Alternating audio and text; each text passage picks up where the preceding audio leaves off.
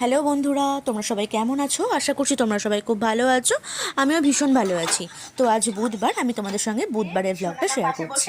তো সকালে যে সমস্ত কাজকর্ম থাকে ওই সমস্ত সেরে আমি একদিকে ভাত আর একদিকে দেখো ডিম আলু সেদ্ধ করতে বসিয়ে দিয়েছিলাম।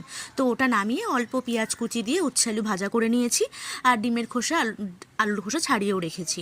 তো মশলাটা পেস্ট করে নিলাম মিক্সিতে ডিমের ঝোলের জন্য। তো কিছুটা পেঁয়াজ আমি বেটে দিই আর কিছুটা আমি ভেজে দিই।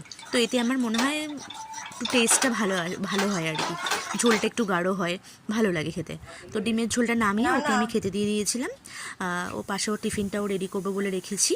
তো তারপর সোনামাকে ব্রেকফাস্ট করিয়ে, আমি নিজে ব্রেকফাস্ট করে সোনামাকে স্নান করিয়ে দিয়েছি। তারপর সকালে যে রান্নার বাসন থাকে, তারপরে আমাদের ব্রেকফাস্টে যে বাসনগুলো বেরোয় খাওয়ার, সেগুলো সমস্ত ক্লিন করা আমার সব কমপ্লিট। সোনামাকে ঘুমও পাড়িয়ে দিয়েছি। তো ভাবলাম যে ওর জামাকাপড়গুলো একটু ভাঁজ করে রাখি। তো তারই মাঝে সোনামার জন্য ওয়েট টিস্যুটা অর্ডার করা ছিল দুদিন আগে। তো সেটা আজকে সকালবেলায় এলো। তো সেটা আমি আনবক্সিং করে ওটা গুছিয়ে রাখলাম। একটা প্যাকেট ছিল টিস্যুর, তো আর 5টার কম্বো আমি সবসময় নিই, কম্বোগুলোই নিই। ভীষণই ভালো, আমার অনেকদিন চলে যায়।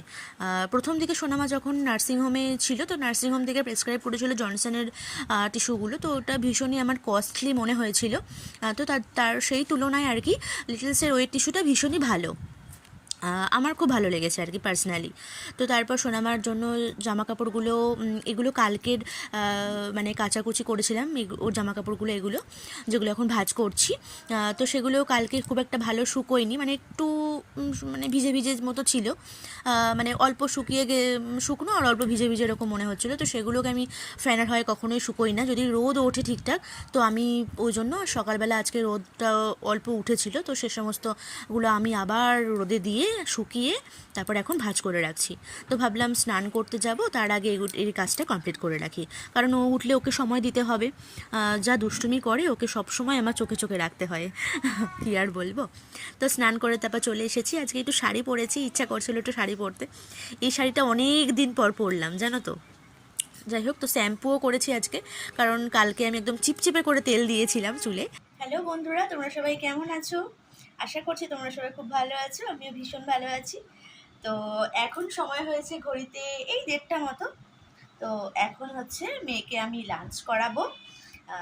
তোমরা ভিডিওটা দেখতে থাকো। দেখো চলে এসেছি আমার দুষ্ট বুড়িটাকে নিয়ে। এই ঘুম থেকে ম্যাডাম উঠলেন, এবার ওকে লাঞ্চ করাবো, তারপর আমি নিজে লাঞ্চ করব।